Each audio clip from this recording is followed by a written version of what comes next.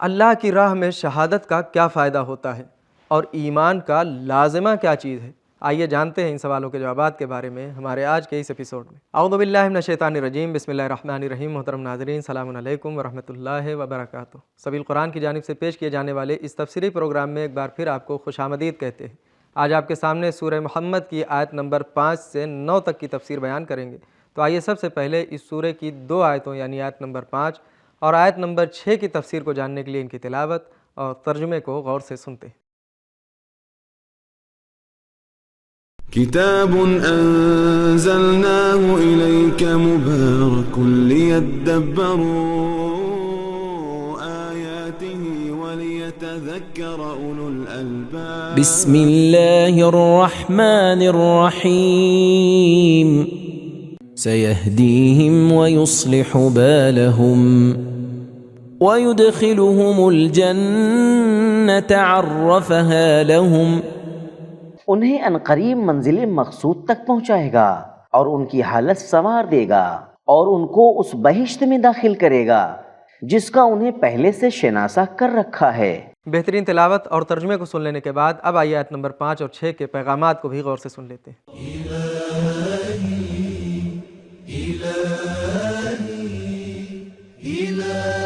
پیغام نمبر 1، اللہ کی ہدایت ہمیشہ جاری رہتی ہے، حتیٰ کہ موت اور شہادت کے بعد بھی وہ ہدایت پاتے رہتے ہیں۔ نمبر 2، جہاد اور میدان جنگ کی طرف جاتے وقت اپنی ذاتی یا گھریلو زندگی کی فکر نہ کرو، اللہ ان کا خیال رکھتا ہے۔ نمبر 3، اللہ کی راہ میں شہادت انسان کی ساری کمیوں اور کمزوریوں کا ازالہ کر دیتی ہے، لغزشیں معاف اور عیبوں سے درگزر ہوتا ہے۔ نمبر 4، شہید کے امور کی دیکھ بھال براہ راست اللہ تعالی خود کرتا ہے۔ نمبر 5، سخت کاموں کے لیے بڑے انعامات اور حوصلہ افزائی بہترین ترغیب کا ذریعہ ہوتے ہیں۔ نمبر 6، پیشگی طور پر انعامات کی شناخت انسان کی خوشی اور شوق کو مزید بڑھا دیتی ہے جب وہ انہیں حاصل کرتا ہے۔ آیت نمبر 5 اور آیت نمبر 6 کی تفسیر کو جان لینے کے بعد اب آئیے آیت نمبر 7 کی تفسیر کو جاننے کے لیے سب سے پہلے اس کی تلاوت اور ترجمے کو غور سے سنتے ہیں۔ کتاب انزلناه الیک مبارک لیدبروا وَلِيَتَذَكَّرَ أُولُو الْأَلْبَابِ۔ بسم اللہ الرحمن الرحیم یا ایہا الذین آمنوا ان تنصروا اللہ ینصرکم ویثبت اقدامکم۔ اے ایمانداروں، اگر تم خدا کے دین کی مدد کرو گے تو وہ بھی تمہاری مدد کرے گا اور تمہیں ثابت قدم رکھے گا۔ بہترین تلاوت اور ترجمے کو سن لینے کے بعد اب آئیے دیکھتے ہیں کہ اس آیت میں کیا نکات پائے جاتے ہیں۔ کتاب انزلناه الیک مبارک لیدبروا۔ انسان ایک محدود مخلوق ہے اور اس کی مدد بھی محدود ہوتی ہے، جبکہ اللہ تعالیٰ لامحدود طاقت کا مالک ہے اور اس کی مدد لامحدود قدرت پر مبنی ہوتی ہے۔ اللہ تعالیٰ نے چند چیزوں کو انسان کے عمل کے ساتھ مشروط کر کے اپنے اوپر لازم کر لیا ہے۔ اللہ کی یاد کا وعدہ انسان کی طرف سے اللہ کے ذکر پر موقوف ہے۔ فَاذْكُرُونِي أَذْكُرْكُمْ، سورہ بقرہ آیت نمبر 152۔ اللہ کی مدد کا وعدہ اس کے دین کی مدد پر موقوف ہے۔ ان تنصروا اللہ ینصرکم، برکت اور اضافہ شکر گزاری پر موقوف ہے۔ لَإِن شَكَرْتُمْ لَأَزِيدَنَّكُمْ، سورہ ابراہیم آیت نمبر 7۔ اللہ کے وعدے کی وفا انسان کی وفاداری پر موقوف ہے۔ تفسیر کشف الاسرار، اوفو بعہدی اوفی بعہدکم، سورہ بقرہ آیت نمبر 40۔ حضرت علی علیہ السلام فرماتے ہیں اگر تم اللہ کی مدد کرو گے تو وہ تمہاری مدد کرے گا اور تمہیں ثابت قدمی عطا کرے گا۔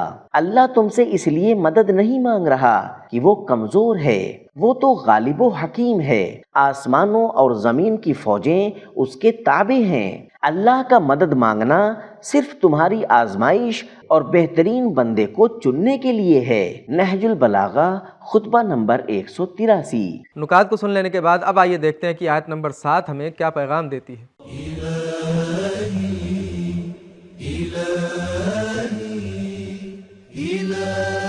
پیغام نمبر 1، ایمان کا لازمہ یہ ہے کہ انسان عملی طور پر اللہ کے دین کو پھیلانے میں شریک ہو۔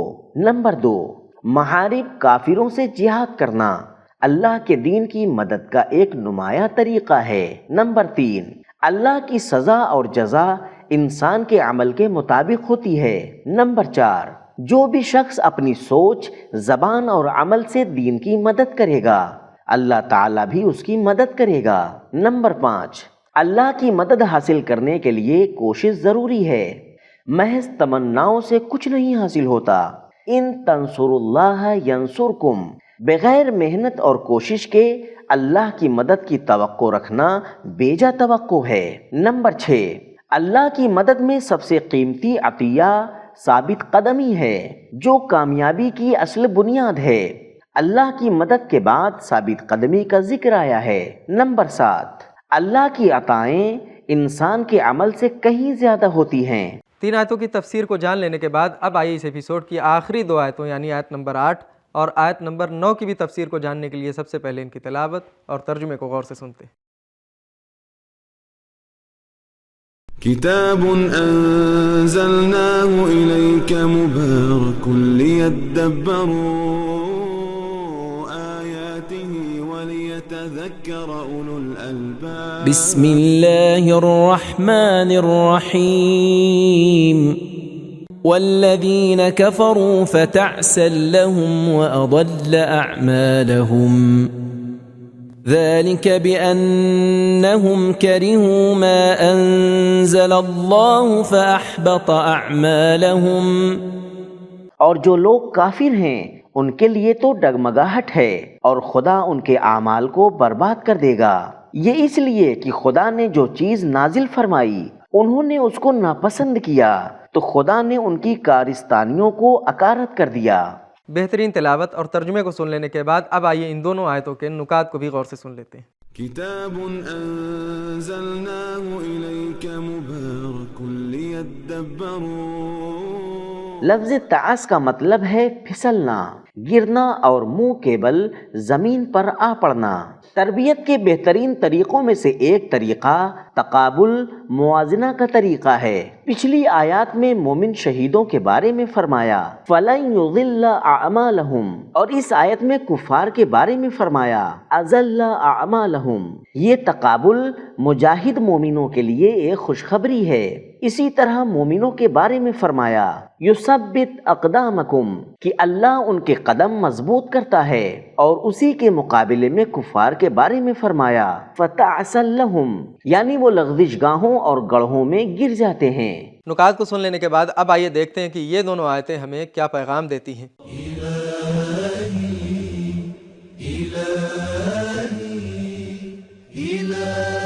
پیغام نمبر 1، ہر دھرم کفار پر لعنت کرنا جائز ہے، فتعسا لہم، جیسا کہ ایک اور آیت میں فرمایا تبت یدا ابی لہب۔ نمبر 2، کفر بربادی اور ہلاکت کا سبب ہے۔ نمبر 3، اللہ کے احکامات کو ناپسند کرنا انسان کے اندر کسی نہ کسی درجے کے کفر کی علامت ہے۔ نمبر 4، اللہ کی سزائیں انسان کے کفر اور ناپسندیدگی کی شدت کے مطابق ہوتی ہیں۔ نمبر 5، قرآن سے نفرت اور اس سے منہ موڑنا نیک اعمال کے ضائع ہونے کا باعث بنتا ہے۔ نمبر 6، کسی بھی عمل کی قدر اس کی نیت اور جذبے پر منحصر ہے۔ جو شخص اللہ کے احکام سے ناراضگی رکھتا ہے اس کے اعمال کی کوئی قیمت نہیں۔ تو محترم ناظرین، آج کے ویڈیو میں ہم نے یہ جانا کہ اللہ کی راہ میں شہادت انسان کی کمیوں اور کمزوریوں کا ازالہ کر دیتی ہے، اور شہید کی لغزشیں معاف اور اس کے عیب درگزر کر دیے جاتے ہیں، اور ایمان کا لازمہ یہ ہے کہ انسان عملی طور پر اللہ کے دین کو پھیلانے میں شریک ہو۔ یہ تھے ہمارے سوالوں کے جوابات۔ ملتے ہیں اگلے ایپیسوڈ میں، تب تک کے لیے شکریہ، خدا حافظ۔ سبیل قرآن، قرآنی سماج کی پہچان۔